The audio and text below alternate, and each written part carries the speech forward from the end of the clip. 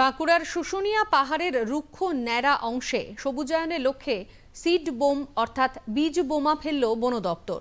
গত বছর এই সিড বোম ফেলে অভাবনীয় সাফল্য পাওয়ার পর এই বছরও 1000 শিশু আমলা, বট, শিরীষ গাছের বীজ মাটির মণ্ড আকারে পাহাড়ের রুক্ষ অংশগুলিতে ফেলা হলো।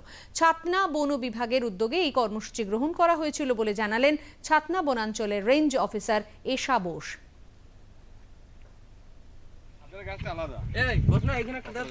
কোথায় এবারে পাথর দিয়ে পুরো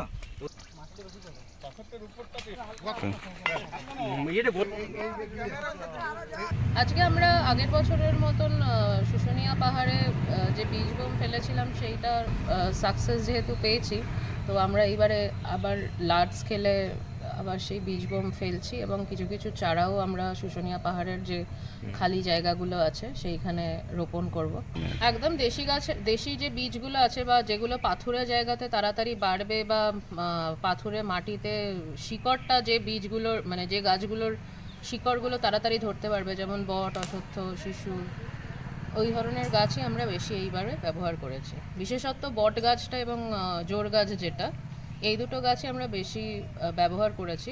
এই গাছগুলোর একটা মানে ধর্মীয় ইম্পর্টেন্সও আছে। চট করে লোকজন এই গাছগুলোকে ক্ষতি করে না বা কাটে না, তো আমরা ওই জন্য এই গাছগুলোকেই এইবারে বেশি টার্গেট করেছি।